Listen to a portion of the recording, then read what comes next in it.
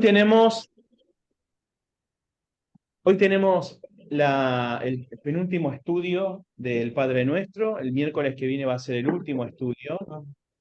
Hoy vamos a estar tratando un tema ontológico. Es un tema muy profundo, muy exhaustivo, muy profundo también, del cual la Biblia habla y es un tema que tiene mucha relevancia hoy. Vamos a estar hablando sobre el mal. ¿Eh? Eh, Esto entendido en el contexto de lo que es el Evangelio, en el Sermón del Monte, ya venimos aclarando varias veces el Sermón del Monte, y la estructura de lo que es la oración del Padre Nuestro. Al hablar del Padre Nuestro tenemos que tener presente que es un bosquejo o es una estructura que contiene elementos que nosotros podemos utilizar para nuestra vida de oración. Más allá de que es una oración y podemos utilizarla, está bueno analizar estos elementos como lo venimos haciendo para enriquecer nuestra vida. Entonces, al momento de orar, nosotros, de manera razonable, es decir, usando el razonamiento y la lógica, podemos decir, bueno, orar no es solamente hablar con Dios, estamos comunicándonos de alguna manera, teniendo comunión con el Dios del universo, el Todopoderoso. Entonces, la Biblia nos enseña qué tener en cuenta a la hora de la oración. Hola Estela, buenas noches. Hola, Estela, ¿cómo andás? Así Buenas que noches. vamos a ocuparnos de la lectura en Mateo capítulo 6, versículo 13. No me equivoco. Sí, versículo 13, donde el Padre Nuestro, eh,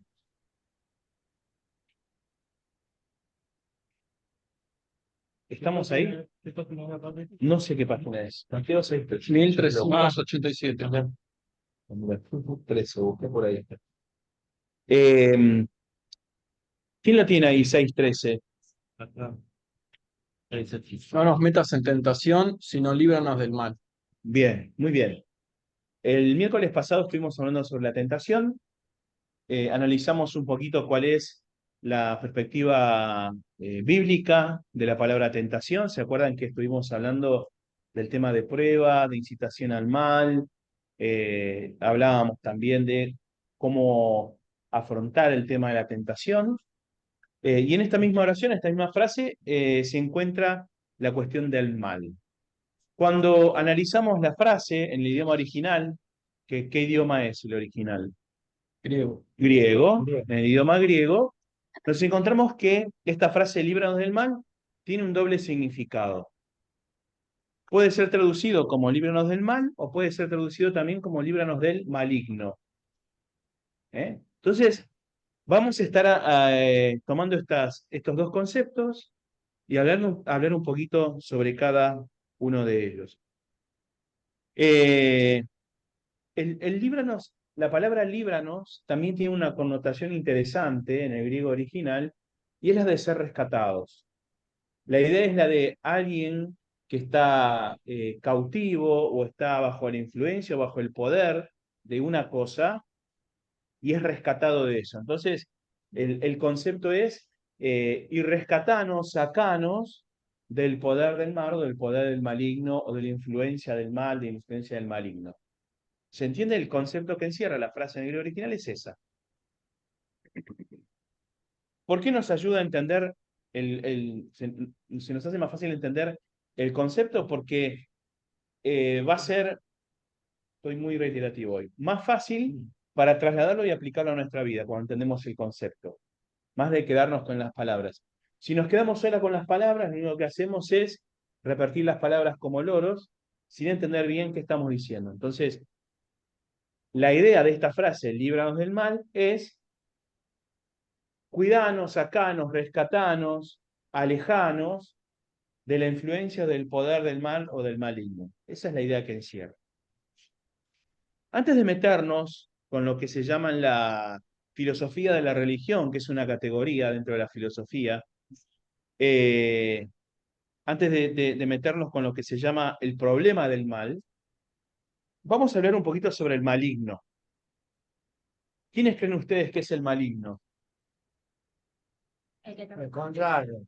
Y que siempre va a estar en contrario El del que está ¿Quién? el del camino negro. El diablo, Satanás, Lucifer. camino del Lucifer, Belcebú, Mefistófeles, sí. etcétera, etcétera, ¿no? Uno puede... El que Donde tiene está, donde la. está el infra, El cara de pizza le decían a algunos, porque El que tenía... tiene el. Bien, o le decían los cuernos de todo al sí. diablo. Bueno, el cara de pizza, ¿no? Porque generalmente la cara, viste, es así media triangular, la hacen con los cuernitos y parece una porción de pizza. Sí, cara. Bueno, El cara de piso. vamos a decir lo siguiente primero. Vamos a tratar de desmitificar un cachito la imagen del diablo. Que cuando pensamos en el diablo, ¿qué se nos ocurre? El más. Es malo. Pero la imagen, una imagen del diablo. ¿Cómo es el diablo? ¿Cómo? Un tenedor gigante, Vestido de rojo con cuernos. uno vestido de rojo, con cuernos, Pata de con cabra. patas de cabra, la cola, Yo me imagino, fuego. yo me imagino también cuando alguien habla de mal, cuando alguien dice del diablo, me imagino así como pata de cabra. Claro. Bueno, Que le brillan los ojos. bueno, ¿de dónde viene toda esa imagen? ¿Alguien sabe de dónde viene todo eso? Porque la Biblia no habla, en ningún momento habla de esas cosas, ¿no? Bueno, esto nace en la Edad Media, esta imagen, ¿no? Había una creencia dentro de la iglesia, no podemos diferenciar la iglesia católica porque en esta época la iglesia es una sola, es la iglesia cristiana. Hay una creencia que decía, desde la perspectiva bíblica, el diablo había pecado de orgullo, ¿no? Ahora vamos a analizar un poquito de eso también. Pero es como que quería ser igual a Dios y era un personaje orgulloso. La creencia que se había diseminado en la Edad Media dentro de la iglesia cristiana era que uno podía resistir al diablo burlándose. Ellos decían, burlándose, humillándolo, porque lo contrario al orgullo, a la soberbia, es la humillación. Entonces, se había corrido la creencia en la iglesia cristiana que uno burlándose del diablo, el diablo huía, no aguantaba la humillación. Entonces se lo comenzó a pintar de una manera ridícula, con cuernos, con cola, con un tenedor gigante. Si ustedes ven la representación de algunas culturas, los diablos o demonios tienen cierta cuestión caricaturesca, ¿no? Entonces, se lo comenzó a plasmar en el arte, sobre todo, en el arte gráfico, Una cola. con una cola, ¿no? Tenía una flecha. Eh, se lo empezó a hacer una caricatura de él. Exactamente.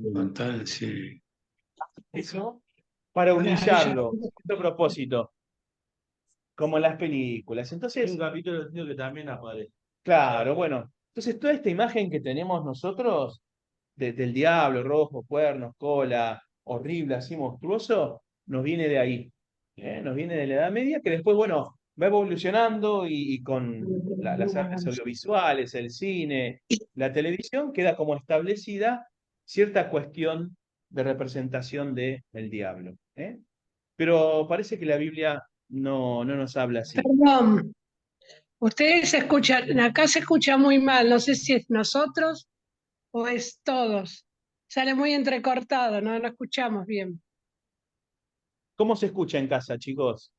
Bien, ¿Se ¿verdad? escucha bien? Entonces somos Hay que ajustar nosotros. el satélite. Bueno. Igual queda grabado, Lidia, queda grabado. Al principio, cuando yo me conecté, se escuchaba, como dice Lidia, todo como entrecortado. Ahora escucho perfecto. Bien, bien, bien.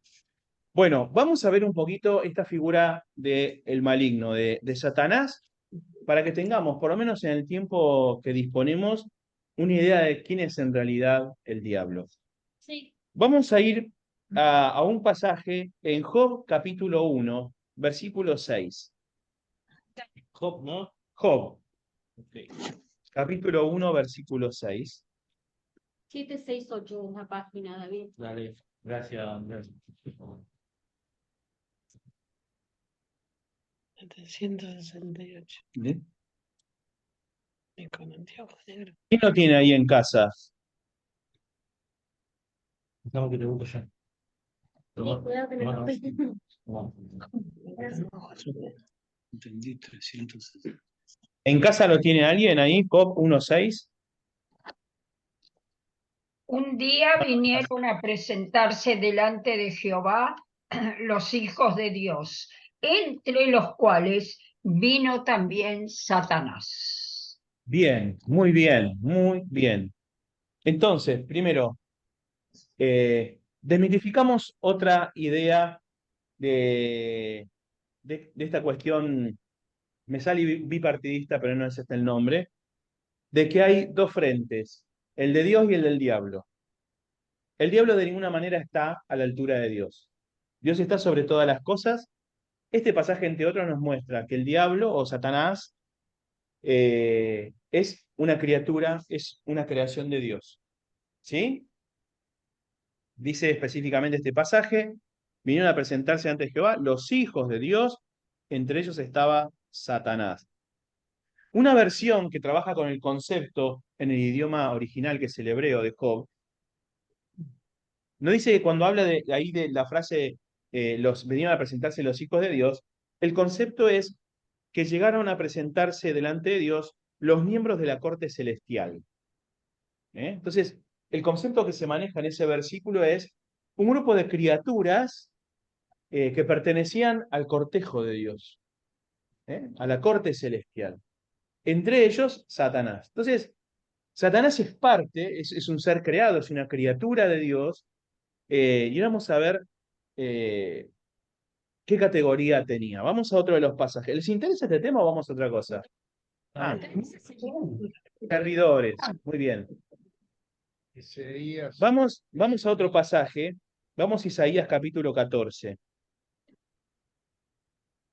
Acabado eres en toda tu hermosura, o sea que no era feo, ¿no? Era el más lindo de todos los santos. Isaías 14 cuando. No me hagas spoiler, porque te dejo a vos hablando de acá y me voy. No voy a acumular.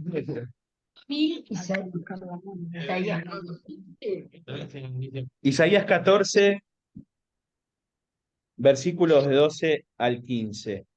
Acá, ¿quién lo tiene? A ver. Como caíste del cielo, lucero de la mañana. Escucha. Lucero de la mañana. ¿Cómo caíste por tierra, que derrotabas a la nación? Tú que en tu corazón decías, subiré al cielo por encima de las estrellas de Dios. Y aquí pondré un trono. En el monte de concilio me sentaré. En lo más remoto del norte subiré hasta las altas nubes y seré semejante al Altísimo. Pero ay, has caído a lo más profundo del sepulcro, a lo más remoto del abismo. ¿Hasta dónde? Hasta ahí, hasta el 15. Muchas gracias, Lili. Bien, entendemos entonces, ¿no? Este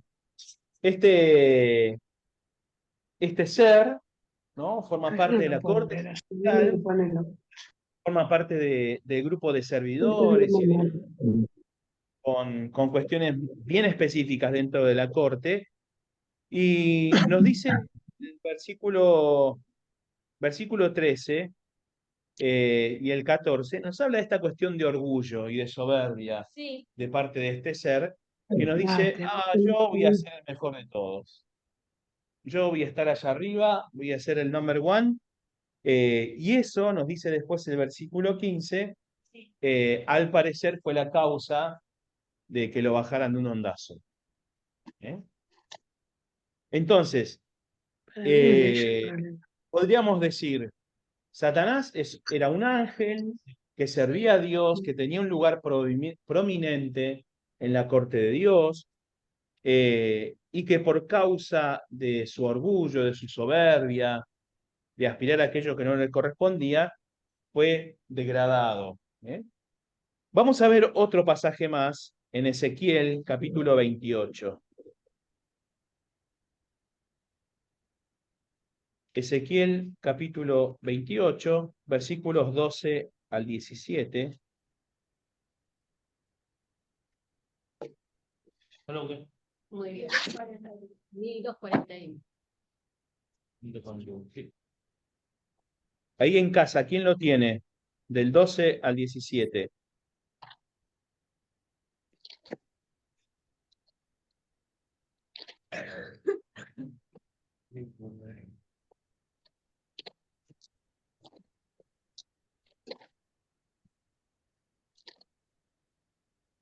¿En casa lo tienen? ¿Lo encontraron? No.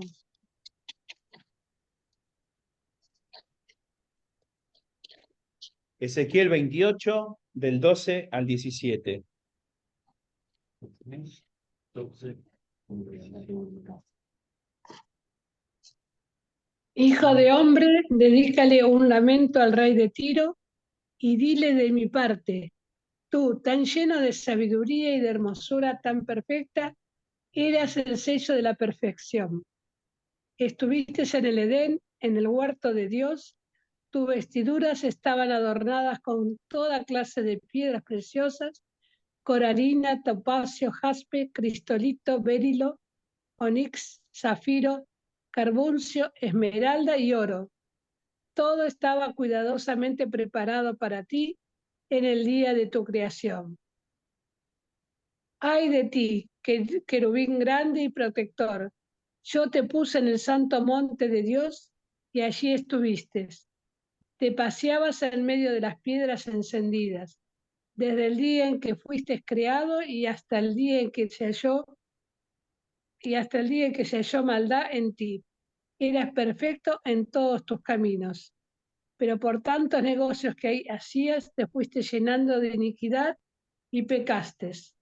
Por eso, querubín protector, yo te expulsé del monte de Dios y te arrojé lejos de las piedras encendidas. Era tanta tu hermosura que tu corazón se envaneció. Por causa de tu esplendor corrompiste tu sabiduría. Por eso yo te haré rodar por tierra y te expondré al ridículo delante de los reyes. Muchas gracias, Lidia. Bueno, este pasaje que leyó Lidia recién está en el contexto de una profecía Sí. al rey de Tiro. ¿eh? No está hablando específicamente de Lucifer o de Satanás.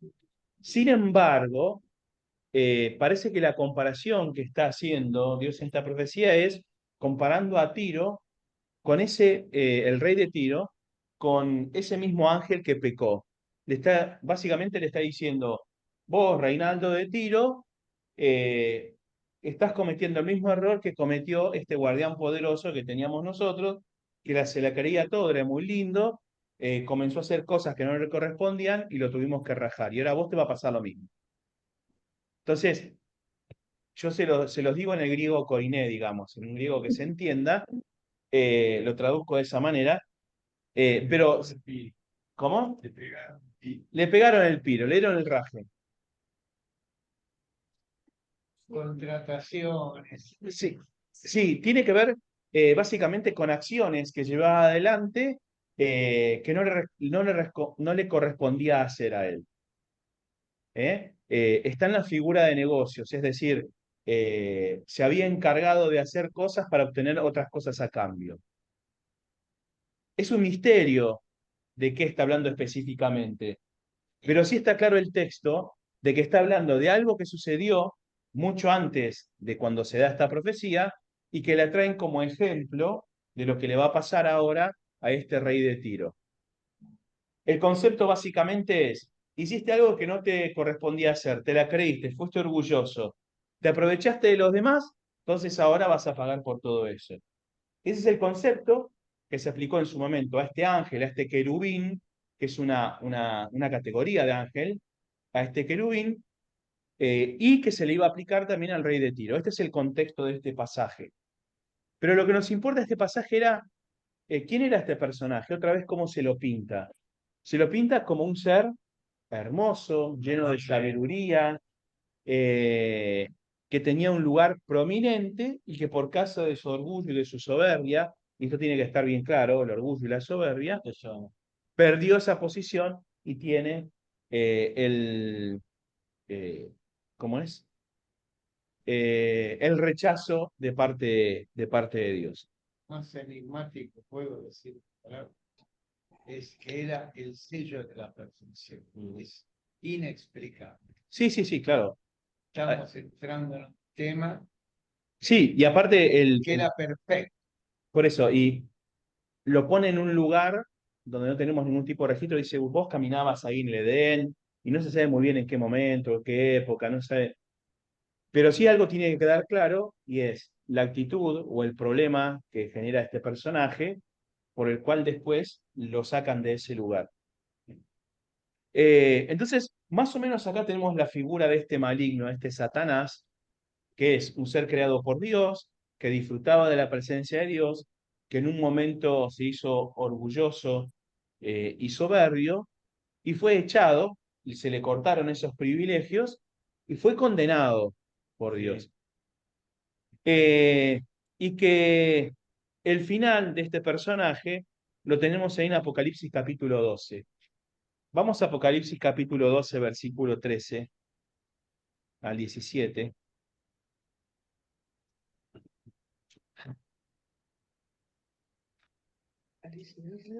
Capítulo 12.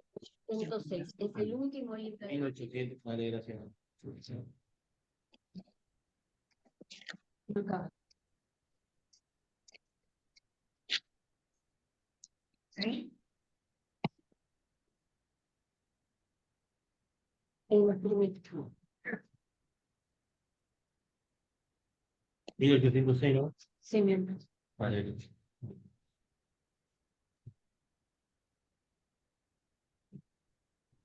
El capítulo, el versículo, pastor. Vamos a leer del 13 al 17. Recién los pasajes que vimos hablan de que este personaje pierde sus privilegios, lo rajan, y vamos a ver a dónde lo rajan. Sí. ¿Quién lo tiene acá? Versículos 13 al 17. Cuando el dragón se dio cuenta de que había sido arrojado a la tierra, persiguió a la mujer que había dado a luz al hijo varón. Pero a la mujer se le dieron las dos alas de la gran águila para que volara a su lugar en el desierto, donde es alimentada por un tiempo, y tiempos, y la mitad de un tiempo, para estar a salvo de la serpiente. Entonces la serpiente arrojó mucha agua por la boca para que la mujer fuera arrastrada como por un río. Pero la tierra vino en su ayuda, pues abrió su boca y se tragó el río que el dragón había arrojado por su boca.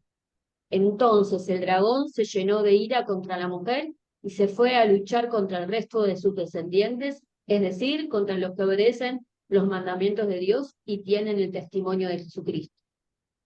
¿Ahí? Sí. Sí, sí, gracias. Rápidamente, a grandes rasgos. El dragón, Satanás, ¿sí? El diablo, la mujer es la iglesia. Los descendientes de esta mujer somos todos nosotros los creyentes, Sí. con este símbolo del niño que nace, que es Jesucristo. Son todos símbolos que se van completando. No vamos a entrar en detalles, básicamente, pero el primer versículo de este pasaje, versículo 13, ahí está, nos dice, bueno, que el dragón, esta bestia, fue lanzado a la tierra. Acuérdense, Apocalipsis es medio complejo de leer, si lo tratamos de entender cronológicamente no vamos a entender nada, pero nos está hablando de esta situación, de esta circunstancia en la cual este ser que nosotros considerábamos que estaba en presencia de Dios es echado de ahí y arrojado a la tierra, y comienza una batalla contra el pueblo de Dios. Y nos remite al pasaje de Génesis, capítulo 3, donde dice que va a haber una lucha entre la serpiente y ¿quién? La simiente de la mujer, los descendientes de la mujer, que es lo que nos habla justamente este pasaje de Apocalipsis.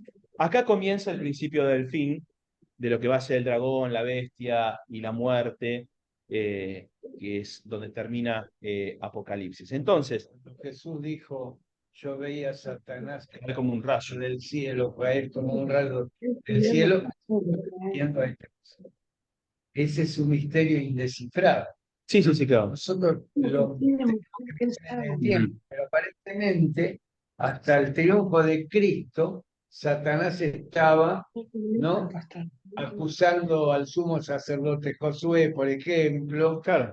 incitándole a Job como integrante de la corte celestial, pero a partir de la muerte de Cristo en la cruz es arrojado del cielo y entraría en juego, digamos, sería esa la cronología. Bueno, Tengo, es difícil ese decirlo. tema terrible con el Kairos y el Cron. Por eso, es difícil decirlo porque para mí el principio, como dice la escritura, es para Dios un año es como 1000 días y 1000 días un día es como 1000 años y 1000 años como un día. Entonces, a veces es difícil hablar así de tiempos. Pero al título de lo que nos interesa esta noche, hay algunos justamente títulos que se le dan al diablo en la escritura. Los más importantes son engañador, mentiroso, acusador, tentador. Sí, En este pasaje que leemos nosotros, Líbranos también habla del maligno. claro. El maligno es aquel que hace maldad, que comete mal. Cosa mala. Y nosotros como creyentes no tenemos que perder conciencia de que hay una cuestión espiritual que nosotros no solemos apreciar, pero que estamos sujetos a esto que nos dice Apocalipsis, a esta batalla espiritual. Hay seres creados, hay criaturas en un nivel espiritual que están presentando un obstáculo, una batalla en contra de la iglesia y en contra de la extensión del reino. No podemos ignorar esa realidad. Alguien dijo por ahí que la mejor herramienta que tiene el diablo es que pensemos que no existe, Sí, que es una fábula, sí, sí. ¿no? Porque ahí bajamos la guardia. Pero cuando vemos el ministerio de Jesús, vemos a Jesús poniendo en orden y en autoridad también a esos seres espirituales. ¿Eh? Desde nuestra tradición reformada, ya dentro del siglo XX o a partir del racionalismo, sobre todo, y entrada ya en la posmodernidad, la fuerza de lo espiritual ha perdido preponderancia, ¿no? En las iglesias históricas, en aquellos que guardamos una tradición reformada, no se habla tanto de esto. Ahora, cuando uno va a escritos, como por ejemplo, bueno, el de Juan Calvino, uno encuentra esa situación. Pero en las iglesias presbiterianas, las iglesias metodistas, las iglesias luteranas, y bueno, no se habla de esto. ¿Vos lo ves más en qué tipo de iglesias? Pentecostal. Pentecostales, algunas bautistas renovadas, y creo que haríamos bien al tener un poquito más presente esta cuestión espiritual, porque la Biblia nos habla de esto, y esta oración del Padre Nuestro nos habla también de que le pidamos a Dios que seamos guardados de la obra del maligno, que seamos guardados de la obra del mal. Entonces, como primer concepto, si esta frase, líbranos de él, nosotros la tomamos como maligno, seamos conscientes de que hay seres creados por Dios que están siendo obstáculos y le presentan batalla a la iglesia. ¿De qué formas le parece a ustedes que se nos presentan batallas como iglesia?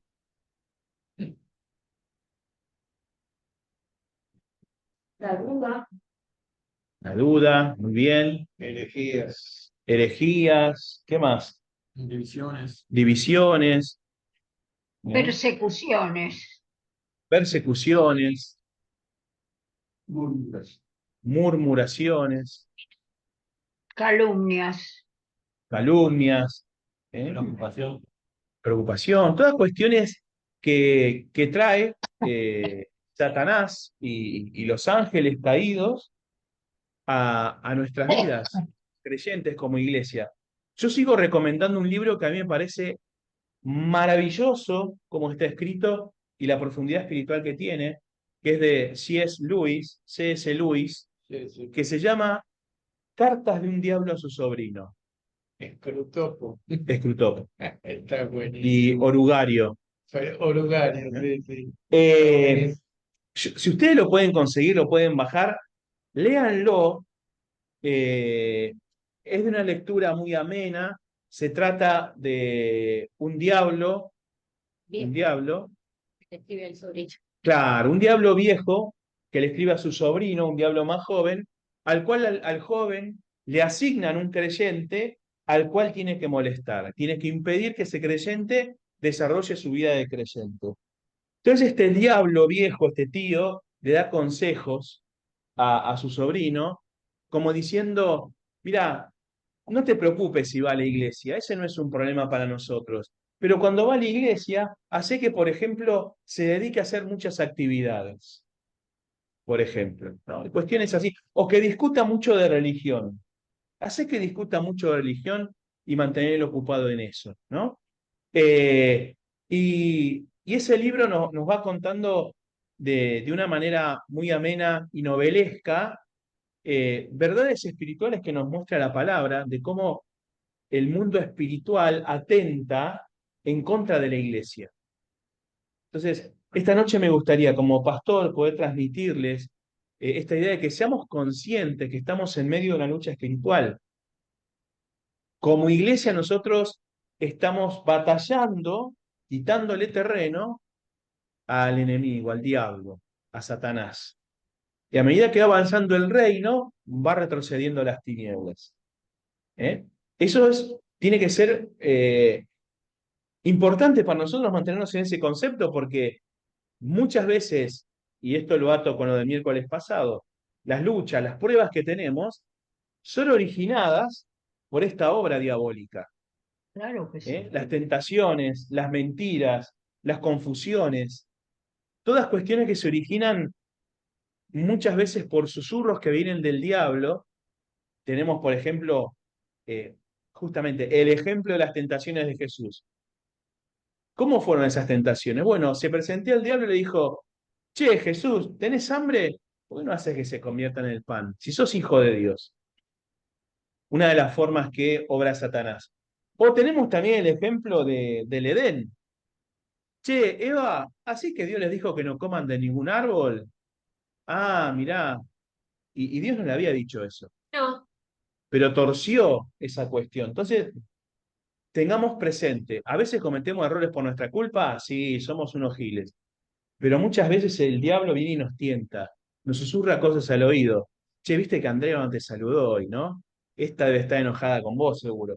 Cuestiones así, que lo que plantean es la duda, la confusión, los malos entendidos, que se juntan después con nuestro propio corazón, que a veces nos mandamos nosotros la macana.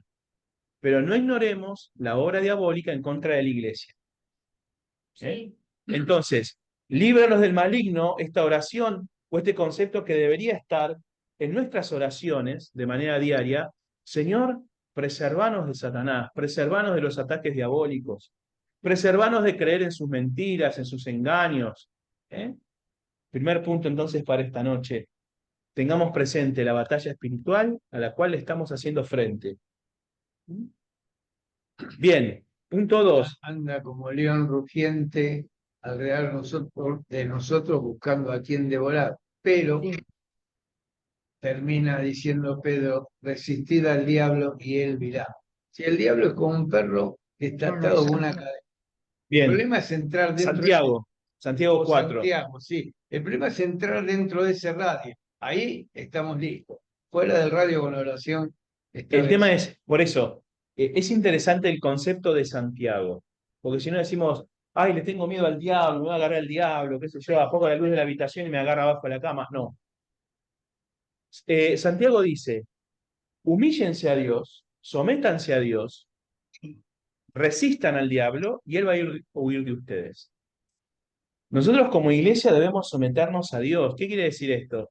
Que nos mantengamos en su voluntad, mantengamos buscando comunión, comunión como iglesia, comunión como cuerpo, comunión con el Señor, juntos, estudiando la palabra, orando juntos. Por eso es importante la oración comunitaria, participando de los sacramentos, la Santa Cena, estando en contactos unos con otros.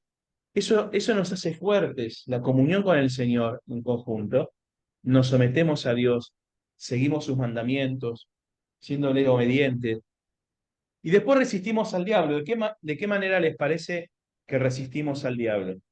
Cuando el diablo nos dice alguna maldad para hacer y nosotros le damos la espalda. Bueno, ¿qué más? Vamos, con la palabra.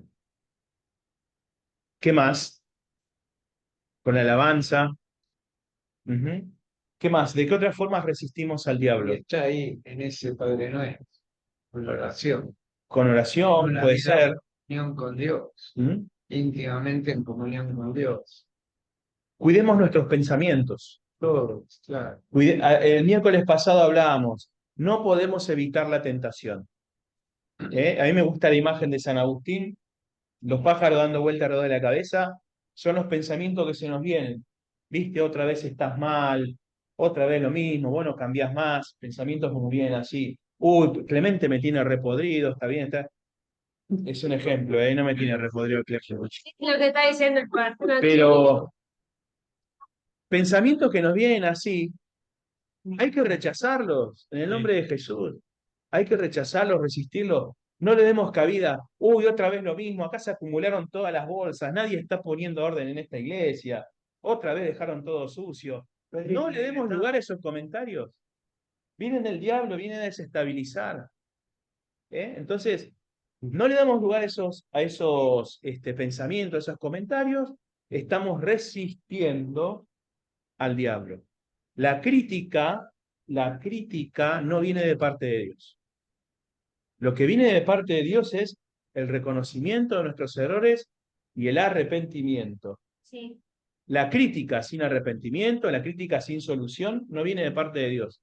Es lo que nos muestra la palabra. Ejemplo, cuando estaban reconstruyendo el muro, venían Tobías, Sanballat y qué sé yo, a decirle, uy, ustedes judíos, ¿para qué están haciendo esto? Los van a volver a destruir. No tienen elementos para hacerlo, no tienen fuerza para hacerlo, son unos débiles. Crítica pura.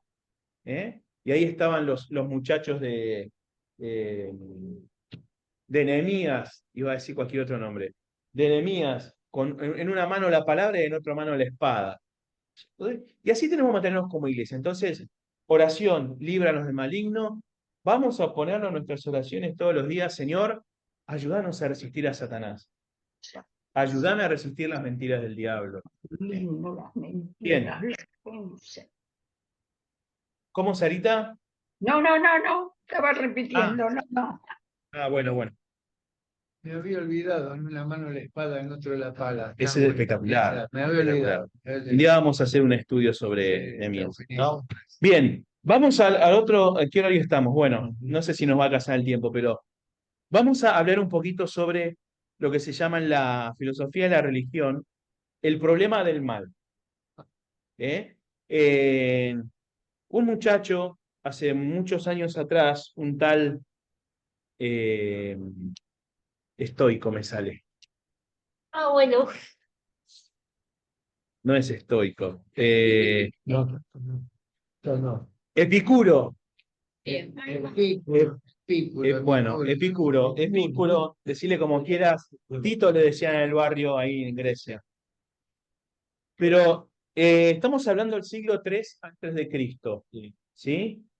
Este muchacho planteó lo que después algunos llamaban la teodicea, preguntándose sobre el mal, ¿no? Los griegos siempre pensaban, bueno, ¿cuál es el fin último del hombre? Bueno, la mayoría decían, hay que ser feliz. Y el punto era, bueno, ¿cómo soy feliz? Y ahí había diferentes caminos. Puedes ir. En uno de esos pensamientos, este muchacho Epicuro o Epicuro dice, ¿por qué existe el mal? Siglo III antes de Cristo estamos hablando. Sí. Decía, bueno, la existencia del mal me habla a mí de la no existencia de un Dios, por ejemplo. Porque si el mal existe y Dios permite que el mal exista, quiere decir que Dios, por ejemplo, puede no ser bueno. O si Dios es poderoso o todopoderoso, ¿por qué permite que el mal exista? Quiere decir entonces que si hay la existencia del mal, Dios no es todopoderoso o no es bueno. Claro. Entonces, él establece esta idea que después van a ir tomando diferentes filósofos como Leibniz en un momento, Hume también. Ese Leibniz es un genio. La palabra Bueno. que dijo. De ahí surge Manes, ¿no? El dualismo persa, el maniqueísmo, para salvar esa postura, ¿no? Si Dios permite el mal no es bueno, o si es todopoderoso, bueno, si no lo puede eliminar no es todopoderoso. Entonces él creó la idea de dos entes infinitos e independientes, uno del mal y otro de él. Lewis habla sobre eso, pero Sí, sí, mirá, sí, sí, sí. cada uno cree que es bueno y que el otro es malo. Vos mirá cómo lo plantea, ¿no? Y nosotros decimos no. Pero cuando miramos a uno decimos que este está equivocado, no está brillante esa parte. Bueno, está de Bien, más. pero vamos a No entrarnos. importa, no importa. ¿Por qué es importante esto? ¿Por qué lo traigo a colación esta cuestión del siglo III antes de Cristo? Porque es la misma pregunta que se hacen hoy toda la gente. Sí, A mí me la he hecho muchísimas veces. Supongo que a ustedes también en un momento alguien les ha dicho, mira, si Dios existe, ¿por qué se mueren los niños en Palestina? Y preguntas por el estilo. Eh, y creo que uno tiene que explorar el tema del mal en la Biblia. San Agustín lo ponía en estos términos, él decía que el mal es la ausencia del bien. El mal no es un poder en sí mismo, no es una entidad en sí mismo, No tiene entidad sino, óptica, claro. sino que es la ausencia del bien. Es como cuando se definía qué es la oscuridad. ¿Qué es la oscuridad? ¿Existe la oscuridad? No existe en sí misma. La oscuridad es la falta de la luz, de la luz. ¿no? Cuando no hay luz, hay oscuridad. Sí, La oscuridad por sí misma no existe. no. Bueno, lo mismo entonces funciona para el mal. Y San Agustín decía eso. El mal es la ausencia del bien. C.S. Lewis hablaba del mal como una necesidad en su existencia, producto del libre albedrío. Lewis decía, ¿de qué nos sirve tener el libre albedrío si no tenemos opción para poder elegir hacer el bien o hacer el mal? Si siempre hiciéramos el bien, no tendríamos libre albedrío. No tendríamos otra opción para elegir. Cuando nos acercamos hacia la Biblia, yo les digo, les tiro algunos nombres por ahí importantes. Hay mucho, ¿eh? Ustedes si googlean el problema del mal, se van a encontrar con un montón de información para leer y está buenísimo que lo hagamos. Pero la Biblia tiene tres perspectivas acerca del mal y me gustaría ver por lo menos tres textos en este tiempo que nos queda. En primer lugar, vamos a ver Romanos capítulo 8. Que el mal existe, eso es totalmente innegable. ¿Sí? 1643. El punto es, ¿qué actitud toma Dios frente al mal? Vamos a hablar sobre Romanos capítulo 8. Romanos 8, vamos a ver, por ejemplo, el versículo 28. Del otro lado. Ya. ¿Quién lo tiene? Romanos 8, 28, conocidísimo pasaje. Ahora bien, sabemos que Dios dispone todas las cosas para el bien de los que lo aman, es decir, de los que Él ha llamado de acuerdo a su propósito. Bien, muy bien. Todas las cosas cooperan para bien a los que lo aman. Sí, Esto quiere decir, y no solamente es por este versículo, que nosotros podemos hacer desastres si sacamos un versículo y de ahí dejemos una doctrina o un pensamiento, pero lo traigo este versículo como ejemplo y ahora podemos ver otros también. Y es que aún en el problema que tenemos de la presencia del mal, la existencia del mal en el mundo, eso no afecta el propósito de Dios. Dice este pasaje, todas las cosas ayudan a bien para los que le aman. Hay un ejemplo que a mí me gusta citar porque me parece genial en la escritura, que está en el libro de Génesis. A ver si se acuerdan un ejemplo de alguien que le haya ido mal y que ese mal haya sido un propósito de parte de Dios para el bien de su pueblo.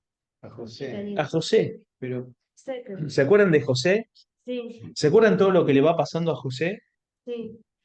La reflexión que hace casi al final de la historia de José, que le hace el mismo José con sus hermanos. ¿Cuál es? ¿Se acuerdan? Sí, Dios lo hizo para bien, algo así. Cuando sus hermanos se dan cuenta de que él es José y le piden perdón y no saben cómo volver al tiempo atrás, José le dice, quédense tranquilos muchachos, esto pasó porque Dios quiso que pasara así para el bienestar de su pueblo. Ahora, ¿eso quita que todo lo que José pasó antes estuvo mal? No, estuvo mal lo que pasó Claro, José. Sí. claro. Estuvo mal que los hermanos lo vendieran, estuvo mal que lo encarcelaran injustamente. Sí. Entonces, que Dios utilice el propósito de algo malo y lo revierta en bendición, no quita la responsabilidad de aquellos que obraron mal. Claro. Pero puedo una No me hagas spoiler, No, porque me voy. ¿qué es eso? Adelante cosas que yo voy a decir. Ya. Si Dios preordena todo, tenemos que concluir en que Dios ha preordenado el mal. Pero si ha preordenado el mal, es para bien. Pero el mal que nosotros hacemos es mal. Ahí está la Sí, sí, explicación. sí, claro, claro. Ahí está José en el medio. Sí, eso Esa es desde la una explicación. definición un poquito más académica que dice Carlos. Sí. Yo soy más de tomar cerveza en la esquina con los chicos. y- No, lo tuyo es muy académico también. no, bueno, pero lo que quiero El decir tema es. de las cartas Pero de en la nuestros esquina. sobrinos, todo por Está bien. varios. No. Lo que quiero decir es que la cuestión del mal es algo inherente de nuestra naturaleza caída, ¿sí? De nuestra naturaleza caída. El mal entra al mundo y corrompe toda la creación, pero no es algo que sea inherente de Dios. Dios no crea el mal. Dios no es el creador del mal, aunque Él está en dominio de toda la situación, y Él permite de alguna manera que ese mal tenga sus efectos para su propia gloria. Todo lo que sucede, según lo que nos cuenta Él en la Biblia, es para su gloria, ¿no? Y a veces Él va permitiendo algunas cosas dentro de su soberanía que vayan pasando Por para eso que Él sea glorificado. Leibniz decía que Dios no podía haber hecho un mundo mejor que el que hizo. Y no se Sí, equivocó, sí. no se equivocó. Porque ahí Dios, si no hubiera ocurrido esto, habría una parte de Dios que no la hubiéramos conocido nunca. La misericordia, hubiéramos conocido, el amor no lo hubiéramos Sí. conocido. La caída del hombre le dio pie a Dios para glorificar su nombre. Sí, claro. Cuando uno se lo pone a pensar, es muy complejo. Sí, es terrible. Es muy duro y es muy complejo, Incomprensible. pero creo que tenemos que confiar en Dios. Pero hay que aceptarlo, así. Yo creo que sí, Yo creo que es el espejo del propio pecado, lo que hace que no te puedas aislar, porque no hay forma, No, no hay motivo, no hay forma de hacerlo, porque en el propio pecado de uno, la propia caída de uno, vos ves la misericordia, como decís vos, y el amor de Dios, y es indiscutible. ujú, Lo que pasa es que, bueno, que si vos aislás parte de la trama, parece un nivel de crueldad sí, tremendo, ¿no es cierto? Es decir, bueno, todo este artilugio, ¿viste? Para que Dios se glorifique, pero en realidad tiene que ver con nuestro claro. eso es lo que hace. Es un misterio el origen del mal. Es un misterio que no está revelado, ¿eh? No está revelado en la Biblia. ¿Me equivoco? Lo sentimos sí. ¿Viste la película La Cabaña? Sí, leí el libro. Cuando la sabiduría le pone a los dos, dice, los dos pecaron. Dice, elige, uno tiene que ir al infierno y otro al cielo. No puedo. Elige, Mackenzie se llama, el tipo, justo como Guillermo. Dice, increíble. Elige, El no presbiteriano era puedo, Mackenzie. no puedo. Elige, Mackenzie. Enviado. Qué grande que está eso. Ahí está. Vino él. En el rollo del libro está escrito de mí, aquí vengo a hacer tu voluntad. ¿Cuál era? Morir en una cruz y así glorificar y santificar el nombre. Este mundo caído no entiende lo que significa esa palabra, santificado sea tu nombre. Increíble como Dios. Bien, Bueno, volviendo al al problema del mal, ¿no? Sí. Yo personalmente lo tengo como una cuestión de confianza. Confiar que Dios sabe lo que está haciendo, que Él está en control de todas las cosas, y si alguna de las cosas Él permite que sucedan, Él sabe por qué están pasando, Sí. ¿no? Yo no soy tanto de la idea, como decía Carlos, por ahí de aceptar y de decir, bueno, no me queda otra que aceptarlo. No, yo digo, en serio confío en Dios, en las cosas, aún en las cosas terribles que nos suceden. Y no por esas cosas uno, o no por confiar, uno deja de sentir tristeza y pesar o injusticia. No, uno siente todo eso, la siente y la maldad que uno sufre de otros o la maldad que uno mismo hace tienen ese peso y esa responsabilidad de maldad, pero yo personalmente elijo confiar en que Dios sabe lo que hace. Ahora, vamos a tratar de responder una Yo pregunta también. hoy. No, sí, sí, sí, sí. Quizás se entendió mal, hay que No, no, aceptar esa palabra. No, no, yo confío en Dios, ¿cómo no voy a confiar? sí, sí, seguro. Eso no cabe duda de eso, Carlos. De todo. Pero vamos a responder una pregunta y es, ¿por qué existe el mal? Vamos a tratar de dar alguna respuesta a esta pregunta. ¿Por qué creen ustedes que existe el mal? Soberbia. Por soberbia. Orgullo, claro. Orgullo. Ok, ok, sí, sí. ¿Por qué pasan cosas malas en el mundo? Tiene que ver con todo esto. La Biblia nos enseña que estamos en un mundo caído, Caído. ¿sí? Y que las personas tenemos poder de elección. Podemos elegir hacer bien o podemos elegir hacer mal. Nuestra inclinación, cuando nos dejan, es hacer el mal siempre, ¿no? El mal en el sentido de, bueno, voy a tomar siempre la opción que me beneficie mejor a mí. Con el ego, ¿no? Sí, A ver, ¿qué es lo que más me conviene? Y cada uno de nosotros, si tuviéramos esa opción, siempre tratamos de elegir esa opción, lo que mejor nos beneficia a nosotros, ¿no? Está bien que el Señor hace un trabajo en nosotros, el Espíritu Santo nos va transformando y la Biblia nos llama a tener una visión más comunitaria, más de buscar el bien del otro, pero justamente el llamado de la Biblia es para ir en contra de ese deseo natural que tenemos de beneficiarnos nosotros siempre. Entonces, el mal es consecuencia de esa naturaleza caída que tenemos nosotros. Entonces, la maldad que hay en el mundo no es porque Dios dice, ah, no, yo argentino, a mí no me molesten. No, es porque nosotros tomamos opciones todos los días contribuyendo a la propagación y la actuación de ese mal. Obviamente que mis acciones no van a tener consecuencias en el Medio Oriente, pero hay personas en el Medio Oriente que deciden y tienen consecuencias ahí. Entonces, ¿por qué existe el mal? Porque estamos en un mundo caído. Lewis lo explica así. El mal es la búsqueda de algún bien, pero por el camino equivocado. Bueno, El egocentrismo, lo dijo claro. bien él. El ego, ¿viste? Mi bien, no me importa lo que pase. No, no, Ujú. no, momentito. Sí que importa. Entonces, cuando nos preguntan por qué existe el mal, porque siempre como personas que vivimos en pecado o estamos en un mundo caído, siempre optamos por el camino más fácil. Y ese camino más fácil siempre es en contra de los demás o en detrimento de los demás. Por eso existe el mal. Eh, ¿Y qué hace? Segunda pregunta. ¿Qué hace Dios? ¿Qué está haciendo Dios? Me acuerdo de la gran pregunta que se hizo hoy justo 11 de septiembre, allá en el 2001. ¿Dónde estaba Dios cuando cayeron las torres? Era la gran pregunta, ¿no? En una sociedad cristiano-religiosa. Vamos a ver Apocalipsis capítulo 21, versículo 4. Uno de mis versículos preferidos. Uno de mis capítulos preferidos. Porque Atrás de todo.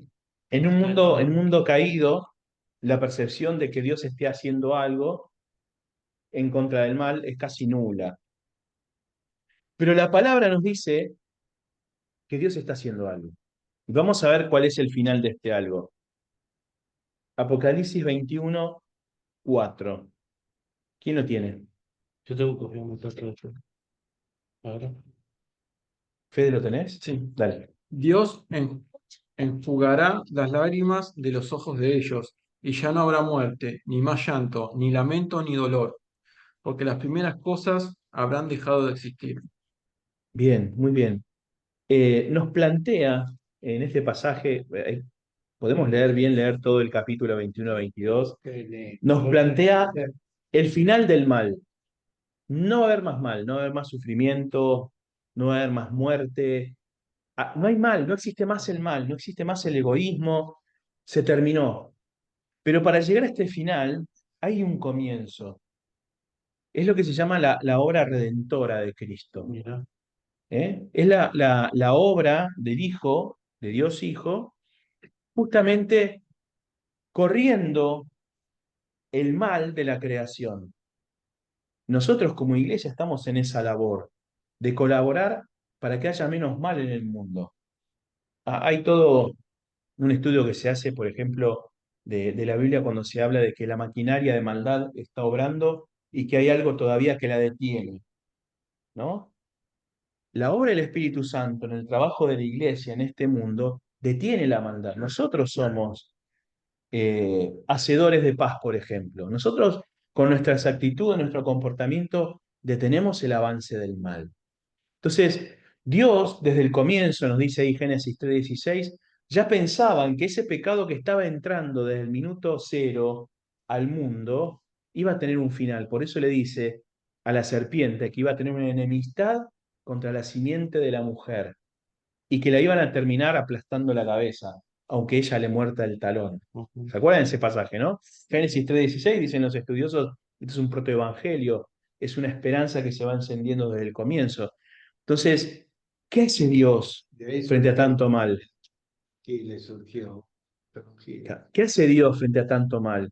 Bueno, Dios lo va corriendo, Dios va salvando a la gente del mal a través del Evangelio, a través del sacrificio de Cristo, hasta el cumplimiento final que nos leíamos recién en Apocalipsis, donde el mal se termina. No existe más el mal y en algún momento vos y yo vamos a estar ahí, en ese lugar, y espero que me den una linda casa. Porque va a haber calles de oro, me imagino que las casas van a ser hermosas. Y el Bien. versículo que tenía que haber leído, y el que estaba sentado en el trono me dijo, escribe, porque estas palabras son fieles y verdaderas. Sí, sí, claro, claro, no tengan duda de eso. Tanta mentira, escuchar esto, la verdad que es un regocijo de la... Y vamos al último pasaje, porque estamos 8:30. Sí. Vamos a Génesis, capítulo 50, versículo 20. Adelante de todo. que venga así. Génesis, ¿no? Pregunta, ¿para qué existe el mal? Bueno, ya lo explicamos. ¿Qué está haciendo Dios frente a ese mal que existe? Ya lo explicamos. ¿Por qué Dios permite este mal? 50-20. Sí, 83. Adelante de todo, Flamita. Adelante, adelante. Toma, toma, toma. Esto es lo que hablábamos nosotros hace un ratito sobre José. Ustedes pensaron hacerme mal, pero Dios cambió todo para bien, para hacer lo que hoy vemos, que es darle vida a mucha gente. Bien, muy bien. Me encanta el concepto. Hay personas que piensan en hacer el mal. Sí. Hay personas que están pensando, Piensan de continuo el mal, dicen. piensan en continuo el mal. Y uno, cuando habla de estas personas, vos te pensás, bueno, estos son como Nerón, son como Hitler, son como, no sé, como Putin, como Trump, no sé, ponerle la imagen. Y no, son personas que por ahí las encontramos en nuestro trabajo, viajamos con ellos en el colectivo, en el subte, son parte de nuestra familia, que son personas que no tienen escrúpulos. Son personas que, con tal de lograr lo que ellos quieren, son capaces de hacer cualquier cosa. Mentir o engañar dentro de la familia, y te enterás que el cuñado estafó al primo y qué sé yo. Personas que no tienen escrúpulos, que están queriendo hacer mal. Es lo que nos pinta acá esta historia de Génesis, de los hermanos de José, que por envidia lo entregan a José. Primero querían matar, Rubén lo salva, dice, no, pará, vamos a venderlo, no lo matemos. Y estos hicieron un plan para hacer el mal, pero dice José, pero Dios cambió eso para que surja algo bueno de todo esto. Entonces, Dios está actuando siempre a favor de su pueblo y en contra del mal. El mal existe porque estamos en un mundo caído, porque la gente puede elegir hacer el mal. Por nuestra naturaleza caída nos inclinamos siempre hacia el mal. Pero ese mal no tiene efecto para con Dios. Sí. Dios no está sujeto al mal, porque Él utiliza esas malas intenciones y las puede transformar en algo bueno. La ira del hombre te alabará, ¿no? Un salmo. No me acuerdo cuál es ese. Está en un salmo, la ira del hombre te alabará. La ira descargada sobre la cruz glorifica a Dios. Sí, totalmente. Entonces, cuando pensamos en líbranos del mal, tenemos que pensar también en la oración de que el Señor nos libre de estas personas que están pensando mal en contra de nosotros. Que el Señor los libre de vivir las consecuencias de ese mal, que Él las pueda convertir en bendición. Eso encierra esta oración, libranos del mal. Esto que me pasa que puede parecer malo, doy un ejemplo. Tenés una enfermedad como el cáncer.